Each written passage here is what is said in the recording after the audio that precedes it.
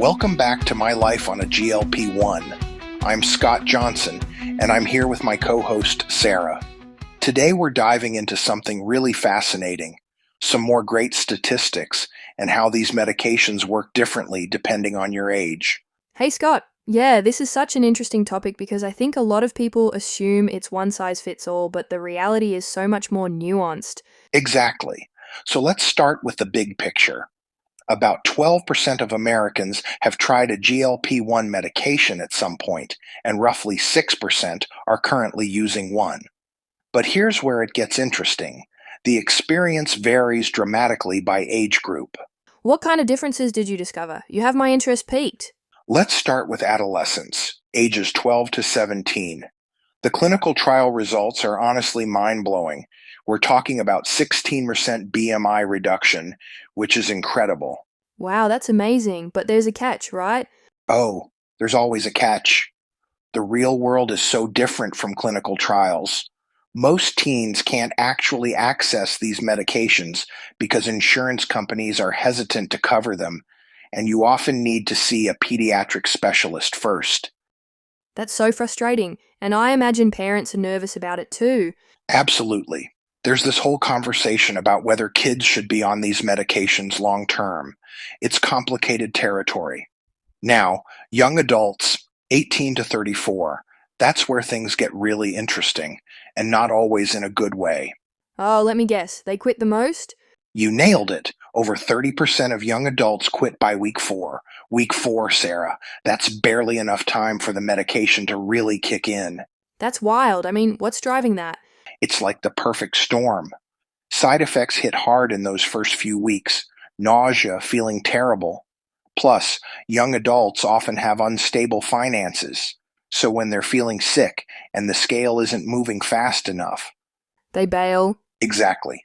And honestly, I think there's also this social media influence where they expect Instagram-worthy transformations immediately. Reality check. That's not how this works.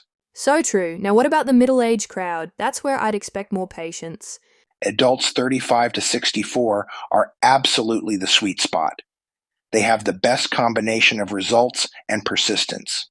And get this, women aged 50 to 64, 1 in 5 is using these medications for weight loss. 1 in 5. That's huge. What makes this age group so successful? Financial stability is huge. They can actually afford the medication consistently. But I think it's also psychological.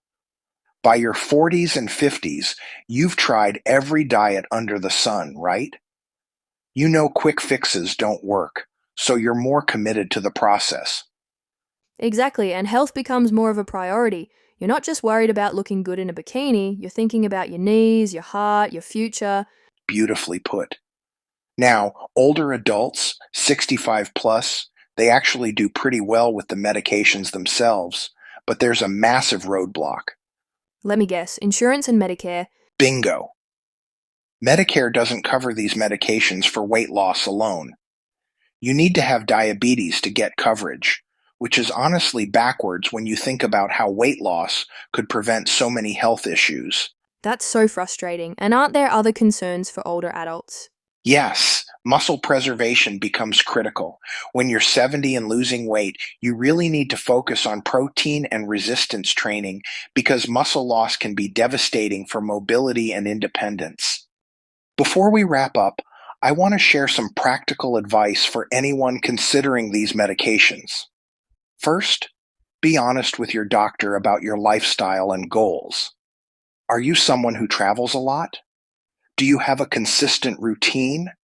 These factors really matter for success. Second, budget for at least 6 months of treatment. That's usually when people see the most significant results. And finally, don't go it alone. Having support makes a huge difference. Those are really important points, especially the support system piece. Having people around you who understand the journey really does make all the difference. And speaking of support, I want to take a brief moment to thank you all for your ongoing support. It means a lot to us that you send in messages and continue with your 5-star ratings. So from the bottom of my heart, thank you. So what's the takeaway here and your final advice for our listeners? Age isn't just a number when it comes to GLP-1s.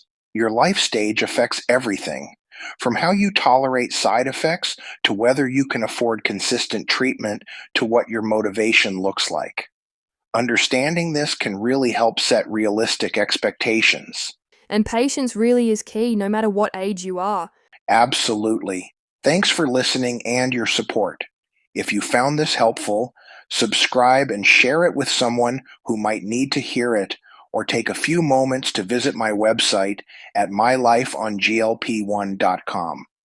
Until next time, I'm Scott Johnson with Sarah, reminding you that everyone's journey is different, and that's perfectly okay. Support each other and always remember to love your journey. See you next time.